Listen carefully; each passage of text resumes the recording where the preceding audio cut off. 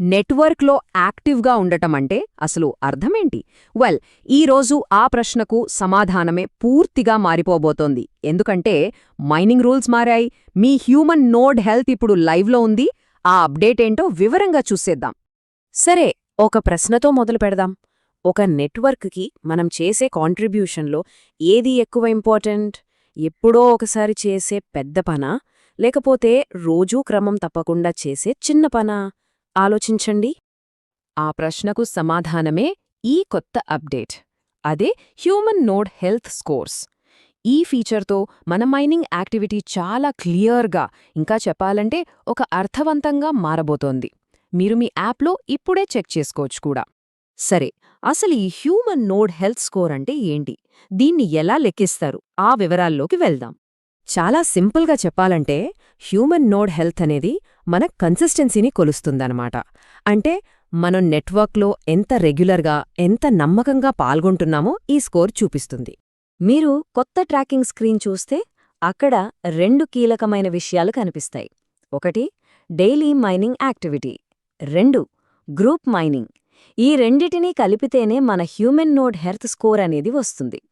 అయితే ఈ స్కోర్కి ఎందుకంత ప్రాధాన్యత? ఇది కేవలం స్క్రీన్ మీద కనిపించే ఒక నంబర్ మాత్రమే కాదు. దీని ప్రభావం చాలా పెద్దది. ఈ స్లైడ్ చూస్తే ఒక విషయం స్పష్టంగా అర్థమవుతోంది. ఇదొక పెద్ద మార్పు. ఇంతకుముందెలా ఉండేది? ఎప్పుడో ఒకసారి చేసే పెద్ద యాక్టివిటీపై ఫోకస్ ఉండేది. కాని ఇప్పుడు అలా కాదు. ఇప్పుడు లాంగ్ టర్మ్ పార్టిసిపేషన్, అంటే దీర్ఘకాలంగా స్థిరంగా పాల్గొనడమే అన్నింటికన్నా ముఖ్యం. ఇక్కడున్న ఐడియా చాలా సింపుల్, కానీ చాలా పవర్ఫుల్. ఒకరి మైనింగ్ రేట్ బలంగా ఉందంటే దాని అర్థం ఆ హ్యూమన్ నోడ్ చాలా హెల్దీగా, యాక్టివ్గా నెట్వర్క్కి కంట్రిబ్యూట్ చేస్తుందని. ఇక్కడే ఉంది అసలు పాయింట్.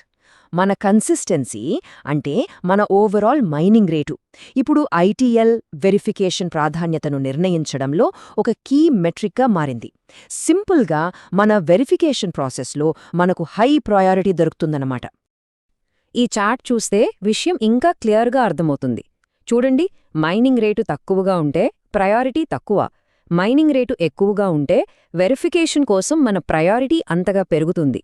ఇది చాలా డైరెక్ట్ రిలేషన్షిప్.